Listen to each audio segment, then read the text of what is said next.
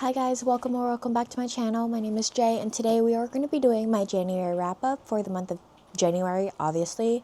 So in the month of January, I read 18 books and the first book that I read is Not Another Love Song by Julie Soto. This book is a Rivals to Lovers band kids romance book. If you were in band, orchestra, or if you even just played an instrument, you're going to love this book because I was in band for basically all of my middle school and high school life.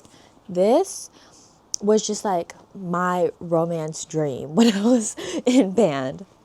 So this book follows two main characters, Gwen, who is a violinist, and Xander, who is a cellist and also part of a pop rock band.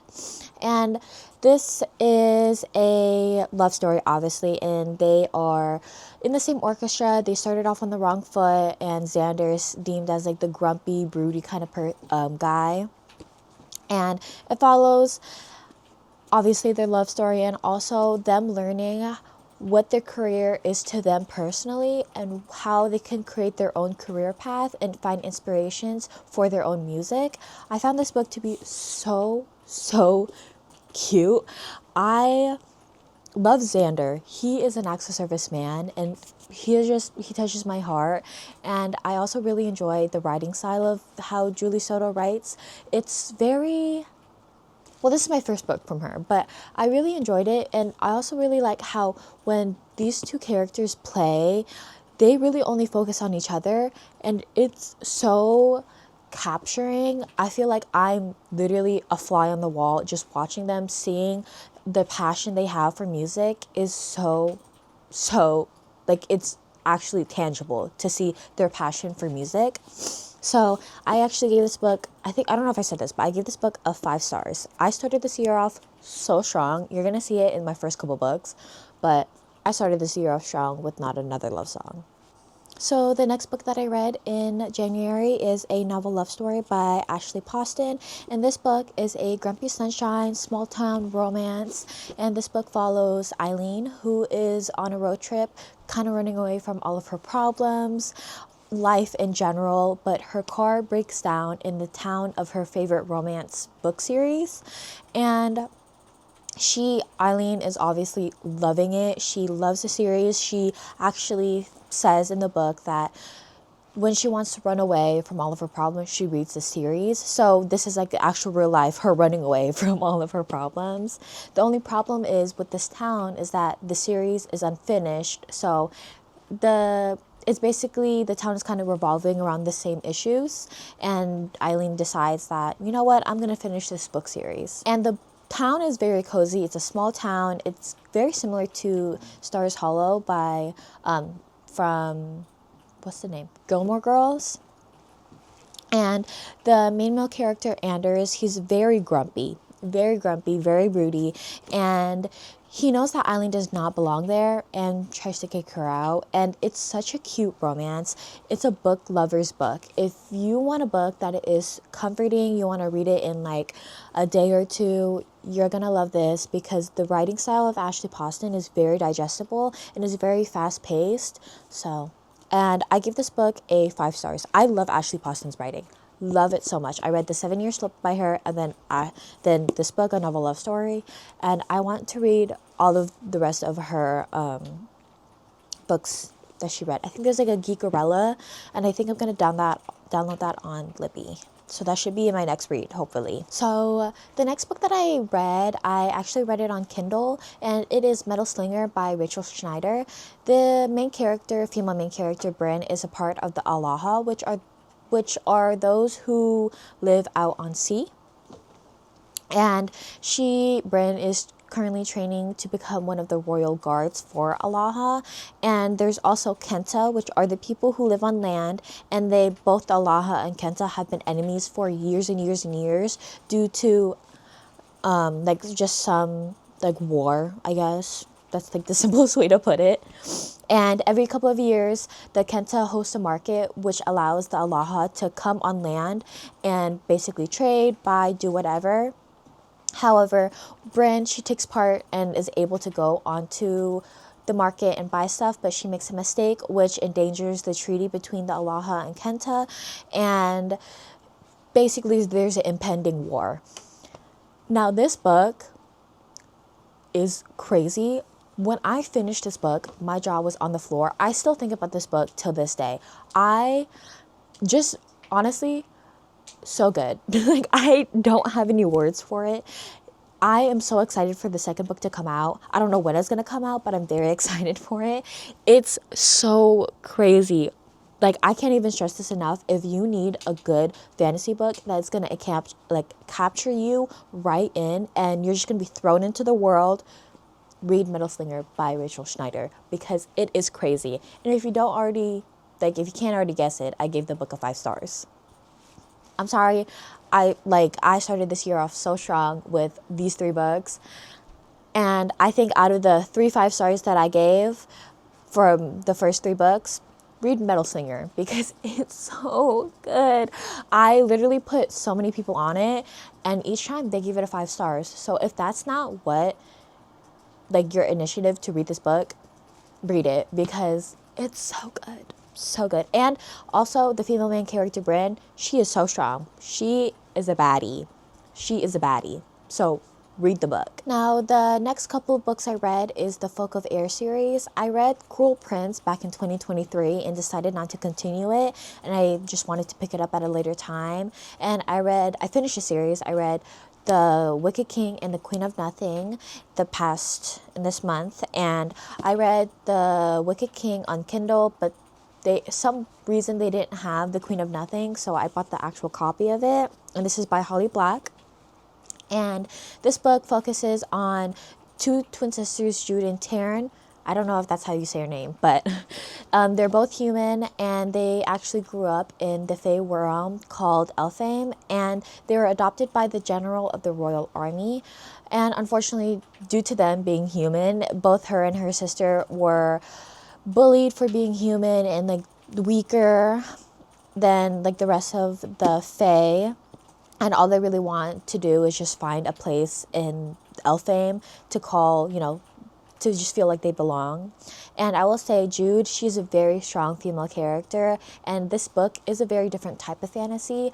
I noticed that this book focuses very much on politics and strategizing and mind games, while a lot of other fantasy books focuses on high stakes trials and stuff like that. So if you want a book that is, if you want a fantasy that's more, you gotta think, and you want to focus less on, is this female character gonna survive this, and more of how are they gonna make a plan to do this, I suggest this.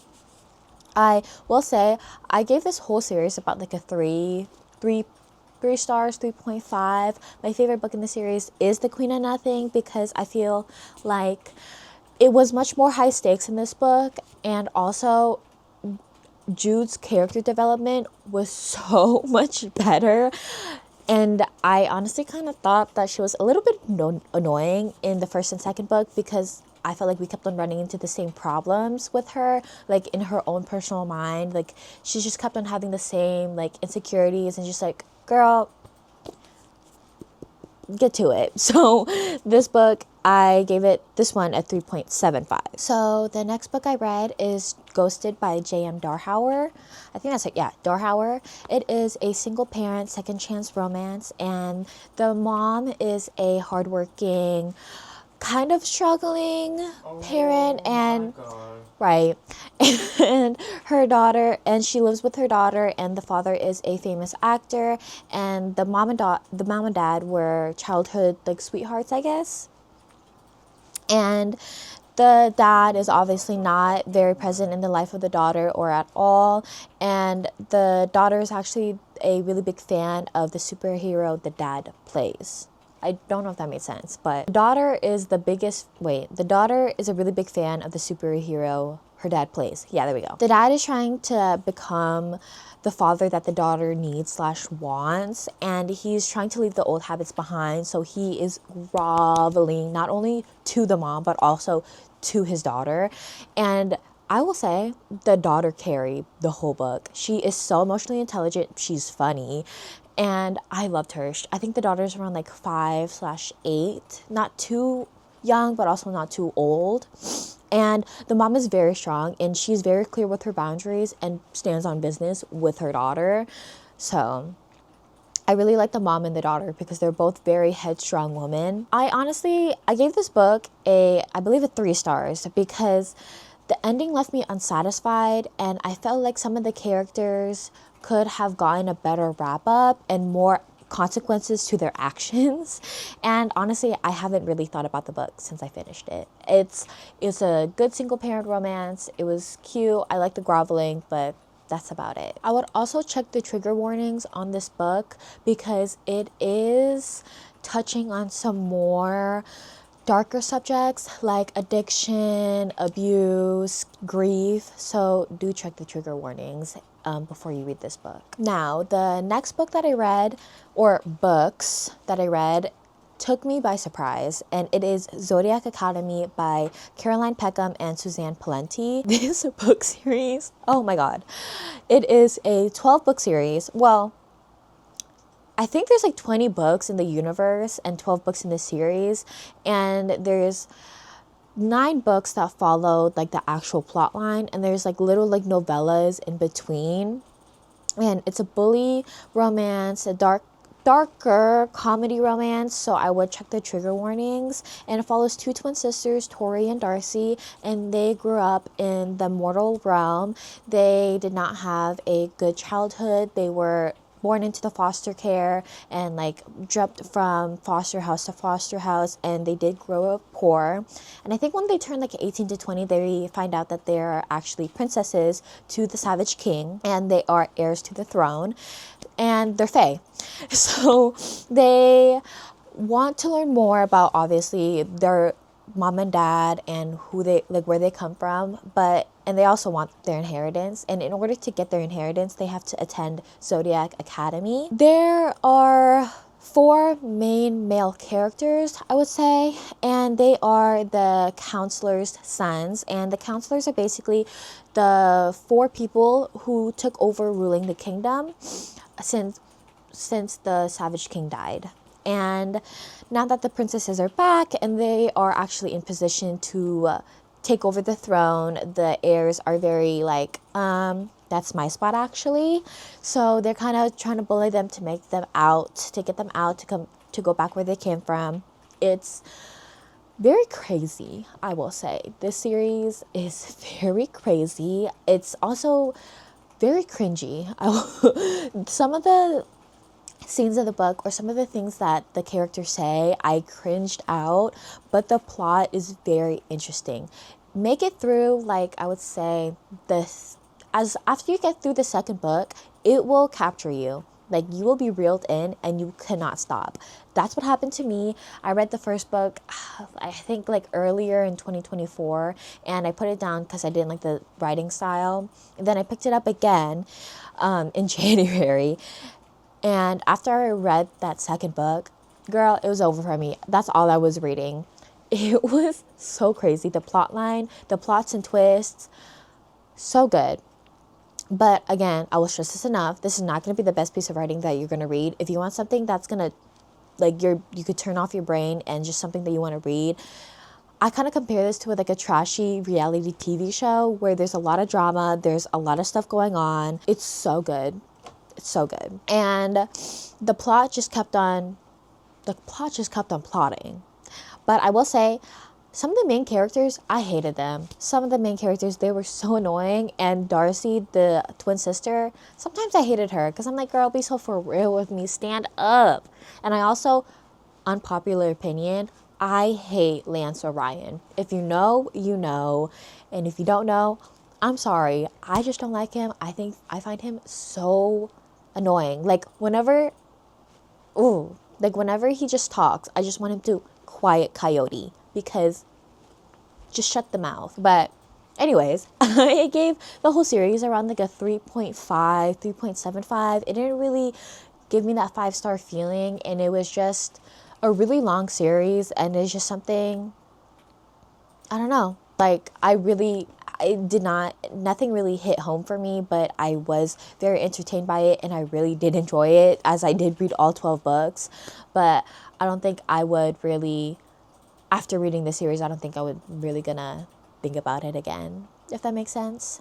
But my favorite book in the series, I think, is Ruthless Stars, or Ruthless Skies. I think that's the one, because I felt like that one was a really important book in the series, and it was very pivotal to all of the characters, like development, in not only in like their training and like how they fight, but also in their mental. So yeah, I think on average, I was gonna say on average 3.5.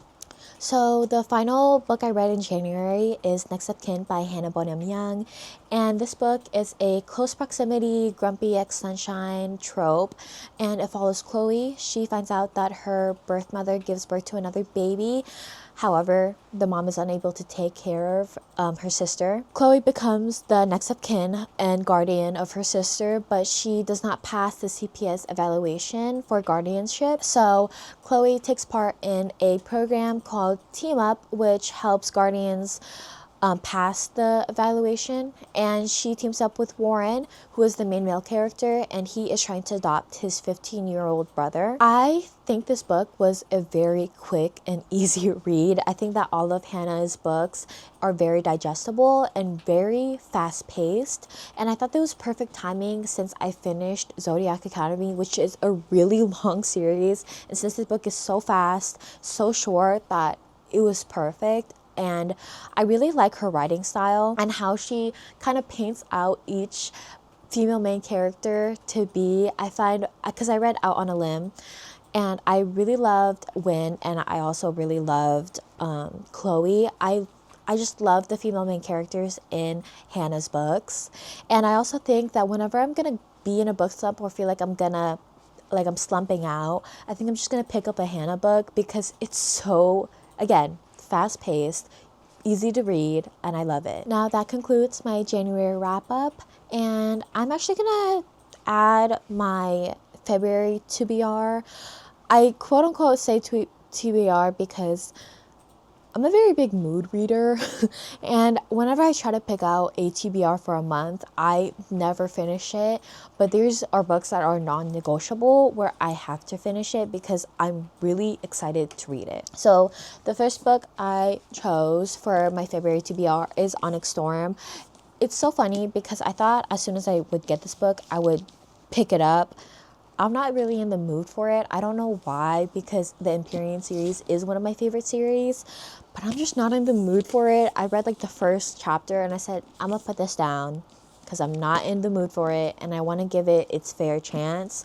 So in February, I do want to finish this. Now the next book I got or want to read in February is These Deathly Shores by P.H. Lowe, and this book is actually the book that my boyfriend chose. I think I'll put that clip in a vlog that's coming up, I think in the next couple weeks, next week I think.